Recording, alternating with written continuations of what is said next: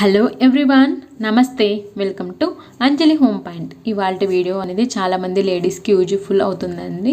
అందుకే ఈ వీడియోని మీతో షేర్ చేసుకోబోతున్నాను. ఇవాళ వీడియోలో వచ్చేసి నేను నా ఓల్డ్ బ్లౌజ్ని కొంచెం ట్రెండీగా అండ్ కొంచెం న్యూ లుక్ ఇవ్వబోతున్నాను అనమాట పాత బ్లౌజ్కి. సో ఆ వీడియోని ఈరోజు మీతో షేర్ చేసుకోబోతున్నాను. ఇది వచ్చేసి నాది ఓల్డ్ బ్లౌజ్ అనమాట. ఈ బ్లౌజ్కి ఉండే హ్యాండ్స్ అనేటివి తీసేసి ఈ పాత బ్లౌజ్ని కొంచెం కొత్తగా తయారు చేయబోతున్నాను. ముందుగా బ్లౌజ్కి ఉండే హ్యాండ్స్ రిమూవ్ చేశాను. సో చూడండి, స్టిచ్చెస్ ఉంటాయి కదా బ్లౌజ్ హ్యాండ్స్కి అటాచ్ చేయడము, ఆ స్టిచ్చెస్ అన్నీ కూడా తీసేసి బ్లౌజ్ నుండి హ్యాండ్స్ని సపరేట్ చేశాను అనమాట. సో ఈ పాత బ్లౌజ్కి నేను హ్యాండ్స్ని యాడ్ చేస్తున్నాను అండి. ఇప్పుడు ప్రజెంట్ రఫెల్ స్లీవ్స్ అనేటివి మంచిగా ట్రెండింగ్లో ఉన్నాయి కదా. సో ఆ రఫెల్ స్లీవ్స్ని ఈ బ్లౌజ్కి యాడ్ చేయబోతున్నాను. సో శారీ వచ్చేసి ఎల్లో కలర్ అనమాట. నా దగ్గర ఆల్రెడీ శారీలో ఉండే కొద్దిగా క్లాత్ అనేది ఎక్స్ట్రా ఉందన్నమాట. ఆ క్లాత్ని కట్ చేసేసి రఫెల్ స్లీవ్స్ని ఈ పాత బ్లౌజ్కి యాడ్ చేయబోతున్నాను. సో శారీ ఎల్లో కలర్ కదా, శారీలో కొంచెం తక్కువ ఉందన్నమాట క్లాత్ అనేది, అంటే ఒక 1/2 మీటర్ వరకు ఉంది. ఈ 1/2 మీటర్ క్లాత్ని యూజ్ చేసి నేను 2 లేయర్స్ రఫెల్ స్లీవ్స్ని స్టిచ్ చేయబోతున్నాను. సో నేను ముందుకు వచ్చేసి బ్లౌజ్కి హ్యాండ్ లెంత్ వచ్చేసి 6.5 పెట్టుకున్నాను.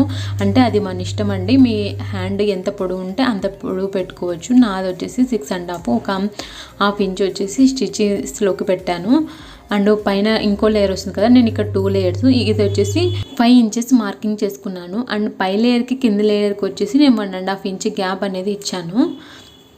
సో ఈ విధంగా నేను 2 లేయర్స్ మార్కింగ్ చేసుకున్నాను. పై లేయర్కి అండ్ కింది లేయర్కి 1.5 ఇంచ్ గ్యాప్ పెట్టుకున్నాను. దీనివల్ల స్లీవ్స్ అనేవి బాగా వస్తాయి అందుకనేసి.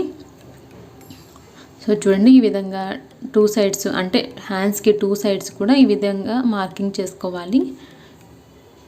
ఇంకా మనం 3rd లేయర్ కావాలంటే కనుక ఇంకా 1.5 ఇంచ్ గ్యాప్ ఇచ్చేసి 3rd లేయర్ కూడా మనము పెట్టుకోవచ్చు కావాలంటే. నేను ఇక్కడ వచ్చేసి 2 లేయర్ రఫెల్ స్లీవ్స్ పెట్టుకున్నాను. అండ్ ఇక్కడ నేను బ్లౌజ్ షేప్ అనేది మార్కింగ్ చేస్తున్నాను. పై నుంచి కింది వరకు 2 ఇంచెస్ స్ట్రైట్గా తీసుకొని తర్వాత హ్యాండ్ షేప్ ఇలా తీసుకున్నాను. వీడియోలో చూపించినట్లు ఈ విధంగా మార్కింగ్ చేసుకున్నాను hand shape.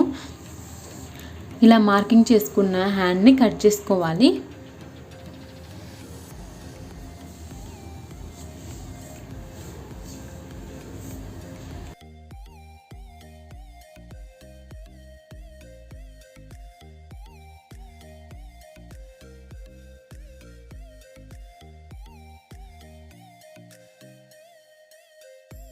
And Rafale sleeves కోసం ఇక్కడ నేను ఒక ట్రిక్ ఫాలో అవుతున్నాను.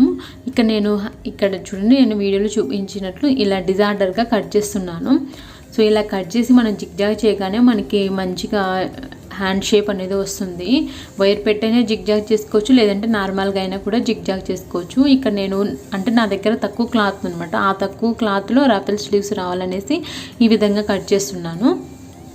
సో పై లేయర్ ఉంది కదా, ఆ పై లేయర్ని కూడా ఇలా వీడియోలో చూపించినట్లు కట్ చేసుకోవాలి. అంటే డిజార్డర్గా కట్ చేసుకుంటే సరిపోతుంది. అంటే ఇదైతే ఈజీ ట్రిక్ అండి. పేపర్ని అంబ్రిల్లా షేప్లో పెట్టుకొని కట్ చేయడం కన్నా నేనైతే ఈ ట్రిక్ ఫాలో అవుతున్నా. అంటే తక్కువ క్లాత్ ఉన్నప్పుడు ఈ ట్రిక్ ఫాలో అయ్యామంటే మనకి మంచిగా రఫెల్ స్లీవ్స్ అనేటివి వస్తాయి. ఈ విధంగా 2 లేయర్స్ని తీసుకొని కింది సైడ్ కూడా ఇలా జిగ్జాగ్ చేసుకోవాలి. సో చూడండి, ఇక్కడ మీకు షేప్ కనిపిస్తుంది కదా డిజార్డర్గా. ఈ పై లేయర్ని అండ్ కింది లేయర్ని కూడా జిగ్జాగ్ చేసుకోవాలి. జిగ్జాగ్ చేసుకున్న తర్వాత ఈ 2 లేయర్స్ ఉన్నాయి కదా, వాటిని కూడా అటాచ్ చేసుకొని ఒక స్టిచ్ అనేది వేసుకోవాలి. సో చూడండి, టోటల్గా హ్యాండ్ షేప్ అనేది ఈ విధంగా వస్తుంది.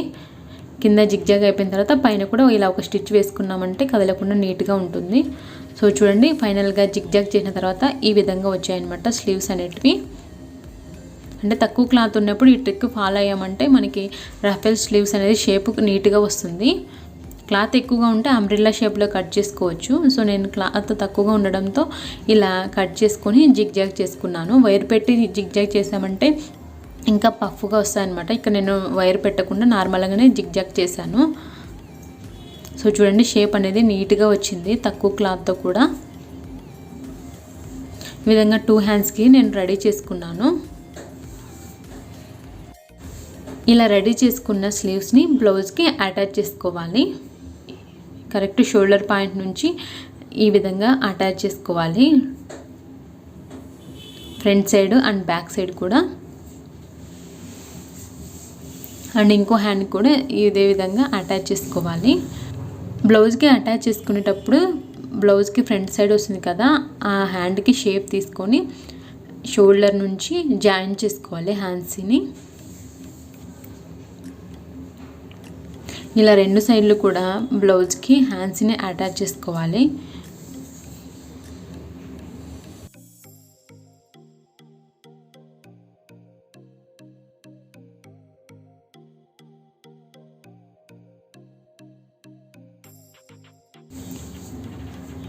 చూడండి, ఈ విధంగా అటాచ్ చేసుకున్న తర్వాత మన హ్యాండ్ లూజ్ ఎంత ఉంటుందో అంతవరకు లూజ్ని మెజర్మెంట్ తీసుకొని తర్వాత ఈ విధంగా జాయిన్ చేసుకోవాలి.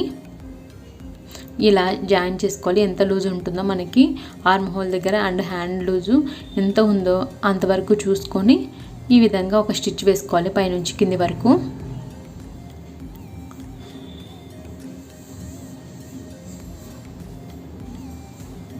సో చూడండి, ఫైనల్గా బ్లౌజ్ అనేది రెడీ అయిపోయింది.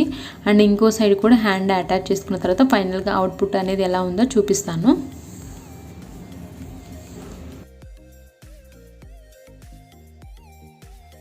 అండ్ ఫైనల్గా పాత బ్లౌజ్ అనేది ఇలా కొత్తగా తయారైపోయింది. అండ్ షేప్ చూడండి చాలా చక్కగా వచ్చింది. తక్కువ క్లాత్తో కూడా మంచిగా షేప్ వచ్చింది, రఫెల్ స్లీవ్స్ షేపు. సో నాకైతే చాలా బాగా అనిపించింది అనమాట. అండ్ అవుట్పుట్ బాగా వచ్చింది తక్కువ క్లాత్తో అండ్ చాలా ఎలిగెంట్గా ఉందన్నమాట. సో చూడండి, మొత్తం ఫైనల్గా ఇలా వచ్చిందనమాట బ్లౌజ్ అనేది. సో పాత బ్లౌజ్ని ఇలా కొత్తగా తయారు చేసుకున్నాను. అంతే కదండి, పాత బ్లౌజ్లో ఉండే బార్డర్స్ కానీ అలాంటివన్నీ బ్లౌజ్ పాడినప్పుడు పక్కకు తీసేసి మనం ఇలా కొంచెం యూనిక్గా ఆలోచించి కొత్తగా న్యూ లుక్ ఇవ్వచ్చు అనమాట పాత బ్లౌజెస్కి. సో ఐ హోప్ ఈ వీడియో మీకు అందరికీ యూజ్ అవుతుంది అండ్ నచ్చిందనే అనుకుంటున్నాను. మీకు కనుక ఈ వీడియో నచ్చినట్లయితే తప్పకుండా లైక్ చేయండి, మీ ఫ్రెండ్స్ అండ్ రిలేటివ్స్కు షేర్ చేయండి. మరిన్ని వీడియోస్ కోసం మా ఛానల్ని తప్పకుండా సబ్స్క్రైబ్ చేసుకోండి, మమ్మల్ని సపోర్ట్ చేయండి. Bye friends, take care.